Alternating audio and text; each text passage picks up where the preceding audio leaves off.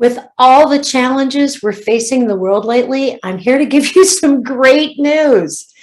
We are going to talk about 5 simple shifts in routine that physically boost our brain power and promote emotional well-being, so our kids can think and feel better, and we can too.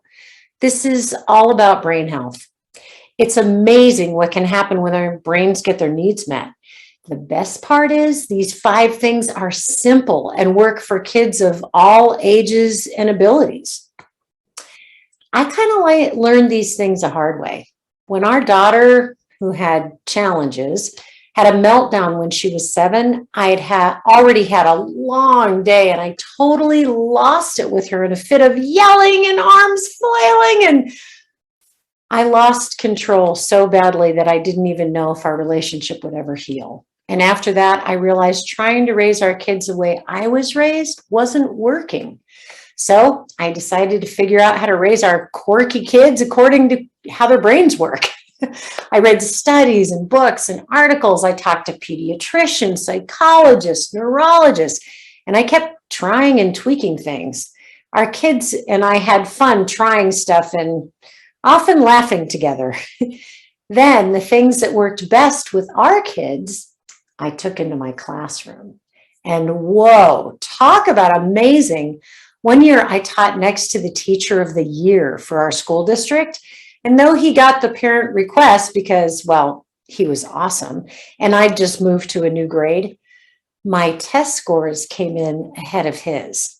And trust me, those scores didn't happen because I was a better teacher.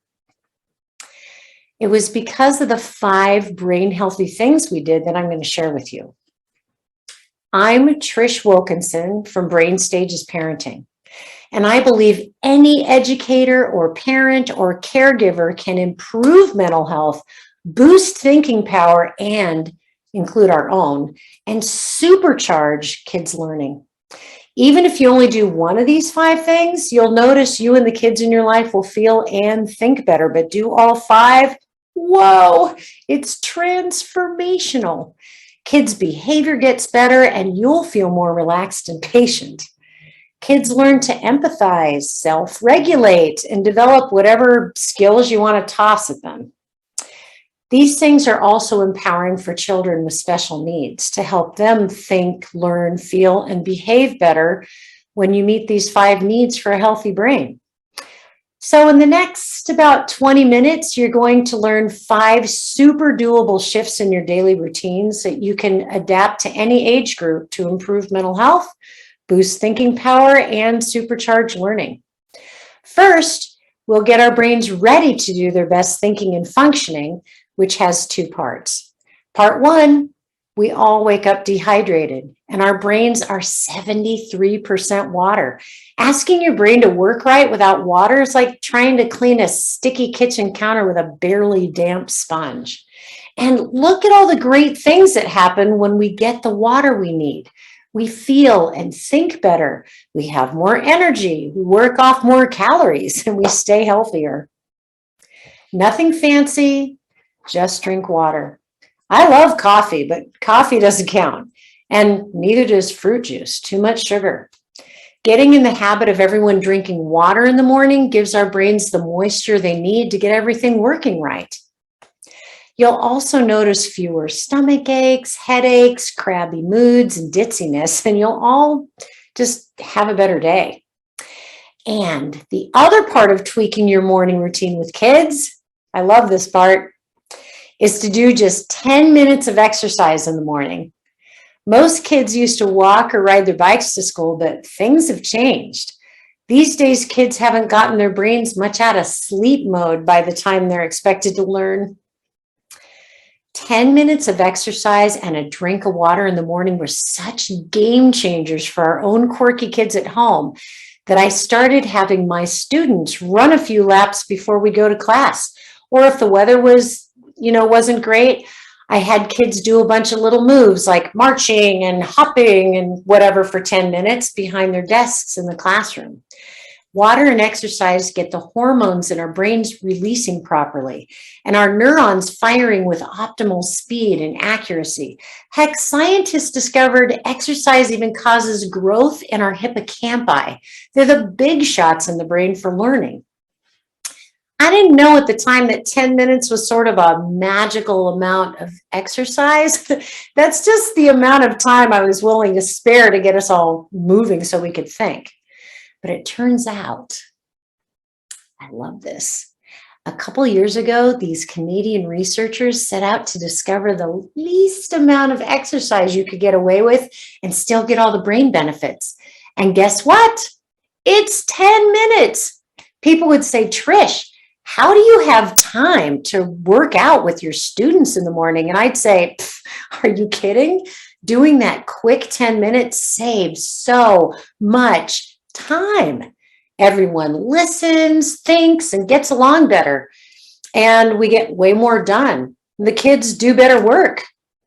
And if you do that little workout and then drink water with your kids, you'll feel more positive, have more patience, and you'll enjoy those kids a lot more too.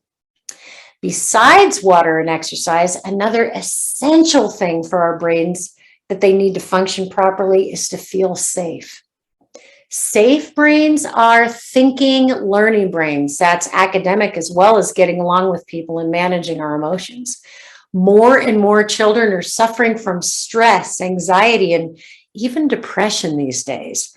And I'm about to teach you a simple game that not only makes kids' brains feel safe, it builds working memory, our short-term memory that determines how well we apply fresh information to what we already know. A study in England found that healthy working memory is more indicative of success in school than intelligence quotient or IQ. And that same study in England found you can improve working memory a whopping 30% within a couple of weeks. The trick is you have to play games regularly that require kids to remember a sequence because working memory is like a muscle. And the games have to use multiple senses like sight and touch, for example. I have a ton of working memory games, but one of my favorites is add a move. Someone makes a move like this. And then everyone copies that move and someone else in the group adds another move like this. And then you do the same sequence again and the next person adds another move like this. And someone else makes another move. And so you do the whole sequence again. And you get the idea. You just keep going until somebody misses. And older kids may whine about playing the game at first, but they love it. Their moves just get really fancy. You know, they get tricky or whatever, which is even better for building working memory. And the beauty of playing working memory games is they also help kids shift from the emotion centers in their brain to the thinking areas. Their brains shift into feeling safe so they can think. The amygdala, that little blue area in the diagram, that little guy gets a bad rap. It manages emotional responses and hormone secretions, all of them.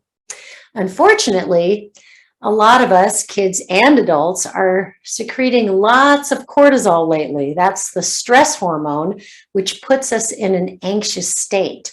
So water, exercise, playing games like these are calming because they shift our minds from the amygdala and the limbic system or emotion centers to the frontal lobes for thinking. That is, in about 90 seconds, kids get distracted from their worries in a calm, fun way. So the games begin to disperse the cortisol and generate happy hormones like dopamine and serotonin. And look at all the brain areas games like add a move exercise. Kids have to think, to repeat, and add to patterns so the frontal lobes get a workout. They're using their hands and bodies so the parietal lobes get some action. They have to watch the movements, so they use their occipital lobes. The games require coordination, which is handled in the cerebellum. And the games calm their emotions by balancing hormones. That is, they shift their limbic system deep within the temporal lobes. Games like Add a Move pack a powerful punch for brain health. In fact, I do a brain health series where we do a presentation similar to this one and then follow up with 5 short 10 to 15 minute webinars over a couple of weeks to support one another in actually making the 5 shifts in the routine we're talking about. And in the short webinar on brain safety and boosting working memory, I offer 5 more games to play with kids. But if you start with Add a Move, you'll notice a difference in mood, focus, and working memory in both you and the kids almost immediately. The next step is to make sure kids know where they're going and why and how they're going to get there. To borrow a powerful concept from Stephen Covey in the 7 Habits of Highly Effective People, have kids begin with the end in mind. Think about how much better you feel when you have clear direction. Having clarity makes our brains feel safe and focused. We feel like we have a purpose, that what we're doing matters. These are school-age kids, but this is true for toddlers and adults too. If we take the small amount of time to communicate what kids will learn in each subject and how they will use that information and those skills in their lives, studies show we reduce anxiety and increase motivation. Kids can take responsibility for their own learning and set tangible goals. They can even contribute to the process for how they'll learn. Learning becomes something they do for themselves instead of something they do for the adults who they feel are forcing them. But have you ever noticed how kids stare off into space sometimes? We, the adults, say things like, "What did I tell you to do? Did you hear anything I said?" And kids just look at us because, they have no idea. It turns out in 2001, scientists discovered something in our brains called the default mode network.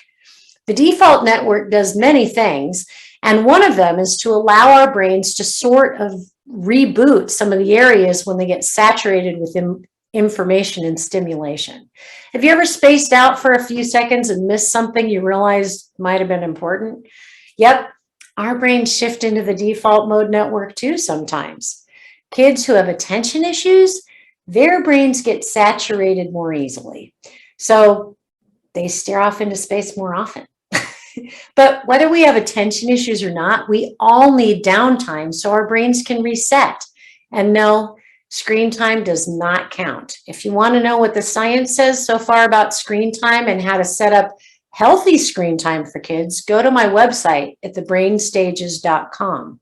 There's a mini course available for $19. It has a coupon code right now, so you can get it for free. Anyway, when our minds get a chance to wander or pretend, our brain chemistry, neural pathways, and other brain functions get to rebalance. But what do you do if you don't have 30 minutes to allow kids to take a brain vacation so they can reboot? Do a 5-minute mindfulness activity. Lots of studies have gathered evidence that this form of downtime not only allows our brain to reboot so we can think again, daily 5-minute periods of being mindful helps decrease anxiety. It shifts our thinking to a more positive state. It fosters resilience and it helps us to refocus. Since we feel better when we do mindfulness activities regularly, we tend to get along better with other people too. In other words, when you do as little as 5 minutes of mindfulness a day with kids, you can expect better behavior and thinking. And this is true for toddlers all the way through adults.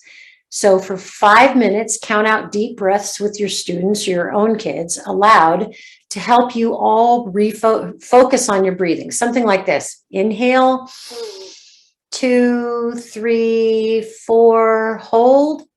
Exhale, 2, 3, 4, 5. The slightly longer exhales reset our sympathetic and parasympathetic nervous systems, which is our balance between action and rest.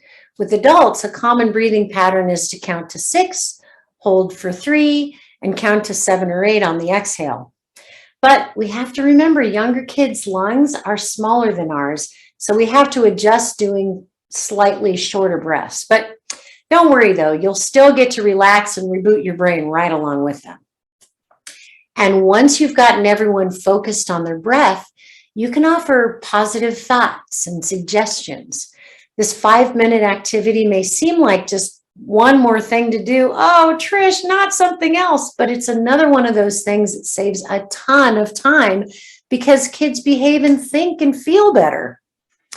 The fifth shift in routine is sleep, the magic elixir for optimal brain health and the final component in our 5 magical transformational shifts for overall mental health and thinking power.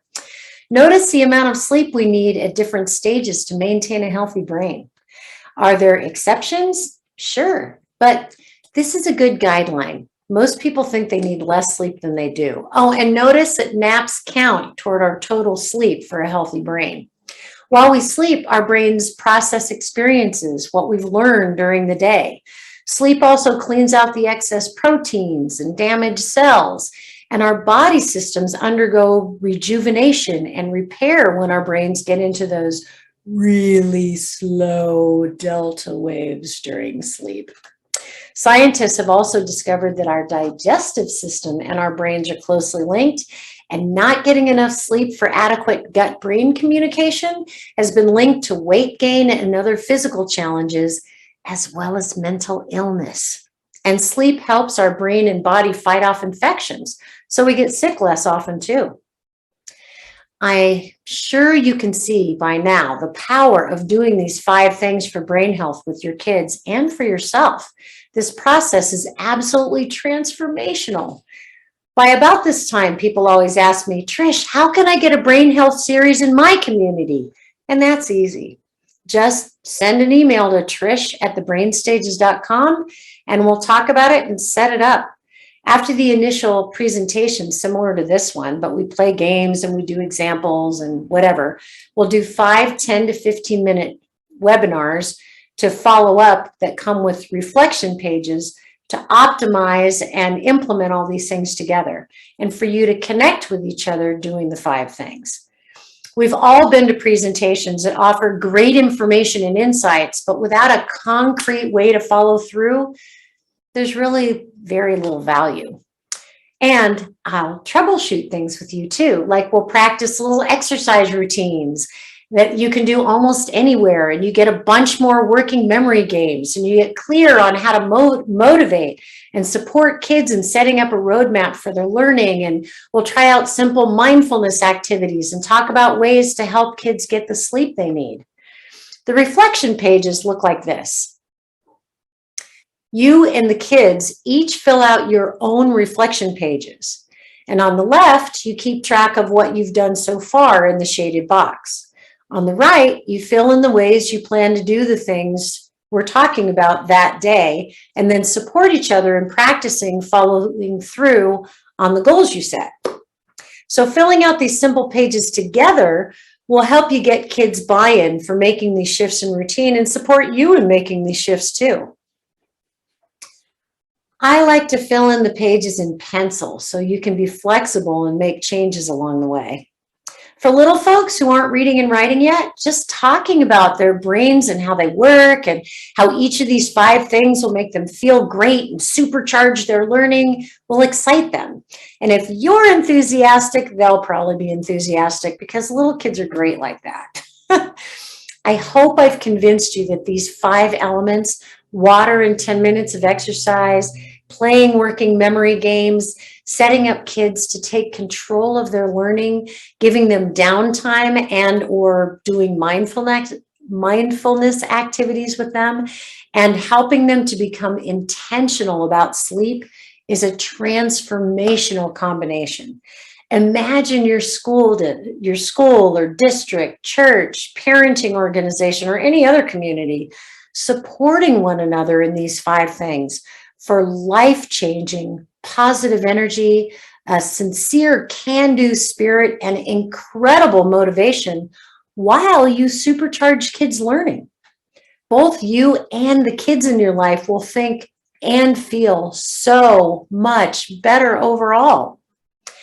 Send an email to trish@thebrainstages.com and I'll show you how simple it is to connect as a community and transform how you all think and feel for an incredible today, tomorrow, and years to come. I hope to hear from you soon. Remember, I told you about the daughter I totally lost my temper with when she was 7 years old? At the time, I wondered if we would ever be able to repair our relationship.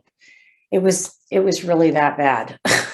And it took a while, but we became really close after that. In fact, she's the one who encouraged me to coach other parents and educators because so many of her friends were having trouble adulting once they got out of high school and college. I'm going to read a text she sent to me. I know, such a mom. I printed her text on paper. But I want you to imagine the children you work with and or your own children sending you a text like this someday. She says, I don't know if I've ever properly thanked you for this, but when I was really little, you taught me in an extremely effective way how to slow down so that I could speed up. It's something that's made me resilient, patient, and fast when it comes to learning. It's the main thing I attribute my success to. You would think at some point I could read that text without getting a lump in my throat. Anyway. Brain health is all about slowing down just a little so you and your kids can speed up. I'm so excited for you and the children in your care that you know these 5 things to do in combination to ensure their success in life and yours. Thank you for watching this video. I hope to see an email from you soon at trish@thebrainstages.com, and we can talk about bringing a Brain Stages Brain Health series to your community. I hope to see you soon.